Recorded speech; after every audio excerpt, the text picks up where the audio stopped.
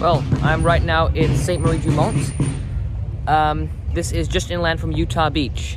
And the first thing you'll notice is behind me there's a monument. And there's a famous photo taken by Forrest Guth. He struck his camera with him. He was in Easy Company 506.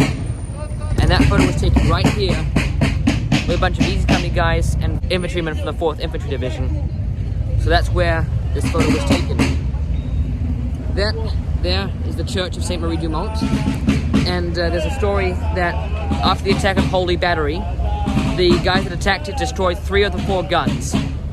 They then came under mortar fire, and they believed it was directed from that church there. So they turned the 4th gun around and fired 2 shells at it. One missed, and the other impacted right around there somewhere. So yeah, that's a bit of history of St. Marie-du-Mont. Well, there's a fact for you. St. Marie-du-Mont was the first French commune that was liberated in Normandy. You'll see in this small recess, there was a soldier in the 101st Airborne that was hidden behind it. And it said that he saw Germans coming down that road there, and he fired on them from behind here and killed 10 Germans from this spot. So I'm now inside the Church of St. Marie-du-Mont. And yeah, there was some combat going on in here as well. A couple of Americans and a couple of Germans were in here, and there was an exchange of fire. And you can still see here the bullet holes where probably a submachine gun went along there. So that's some reminders of the battle that went on in here.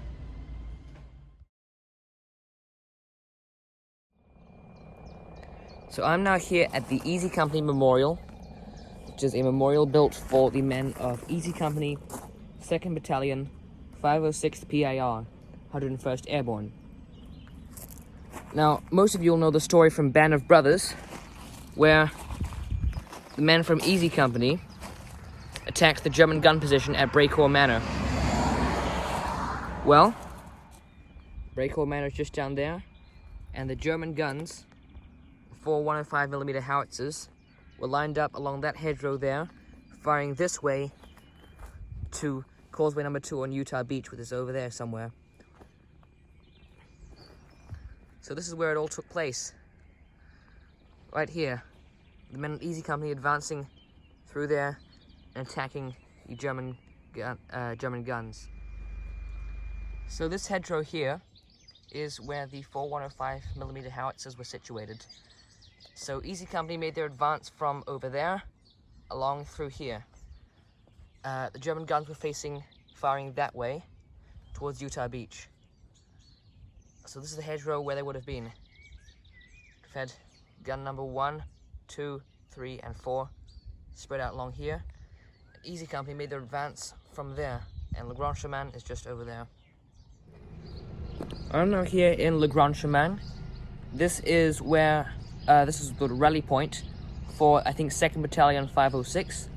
And this is where the attack on Brecourt Battery was planned.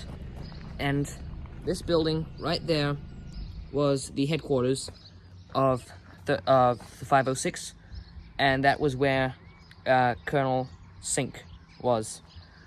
So this is where the men would have been based around here, and this is where the attack was organized. So just to give you a better view, down there is where we came from at the Easy Company Memorial, and then here is the building where the attack was organized. This was the headquarters of the 506th. I am in Angoville, Au Plain. So this church here was the site of a famous action on D-Day and on the following days after that.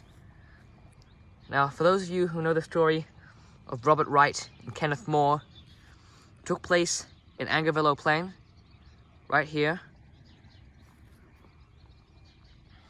in this area. Around here, 2 paratroopers landed. They were medics from 2nd Battalion of the 501st PIR.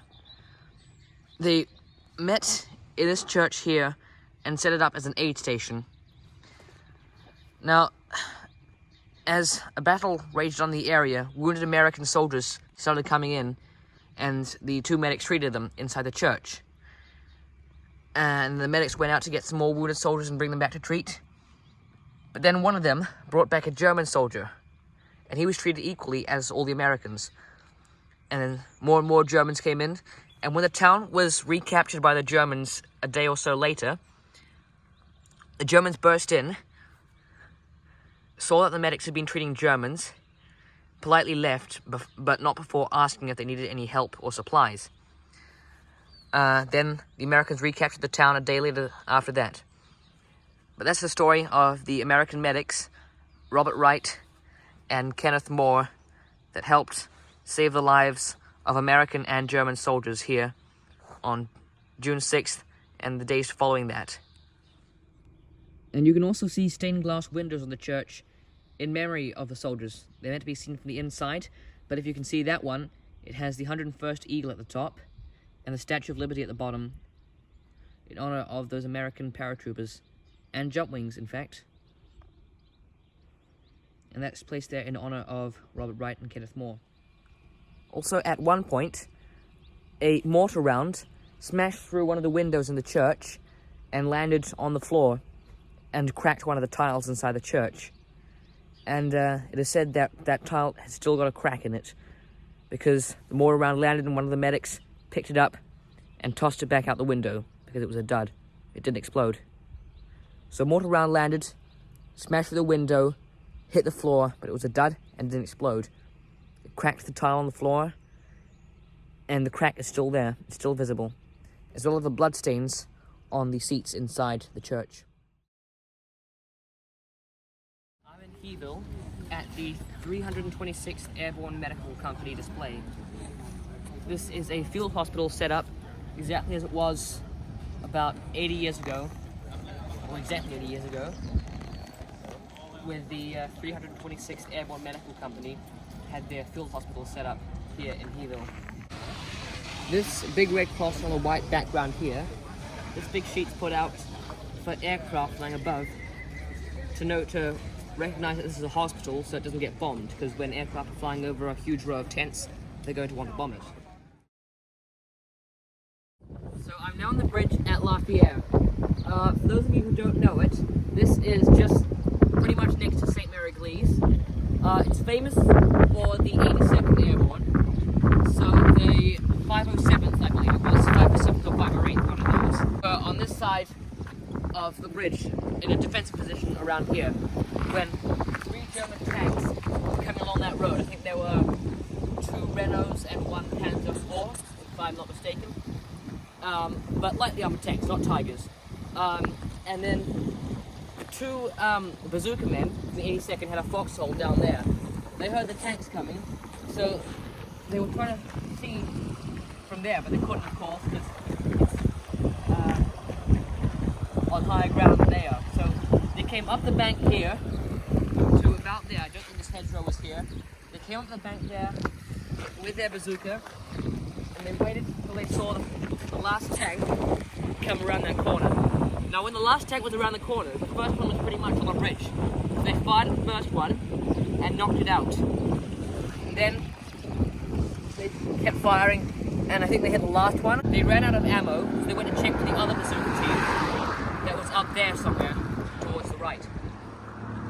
Now, they found their foxhole, and they found the 2 bazooka gunners wounded there, and they'd gone back to further back down the line. But they left all their ammunition there, so the guys grabbed their ammo, came back, loaded their bazookas, kept firing, and eventually knocked out all 3 tanks. So, right down there, where the edge of that wooden boardwalk is, would be where their foxhole was. They heard the tanks coming, so they would have moved up the bank a little bit towards that tree there, and from there they would have seen the tanks approaching.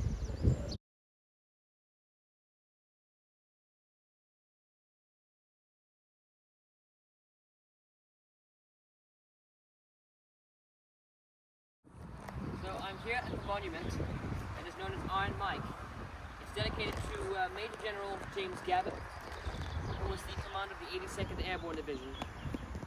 This is just about 50 meters from the bridge at La Fiere, which is over there.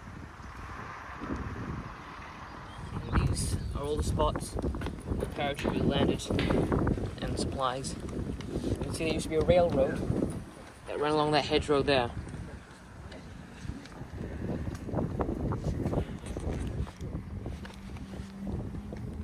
And that's pointing to the direction of north.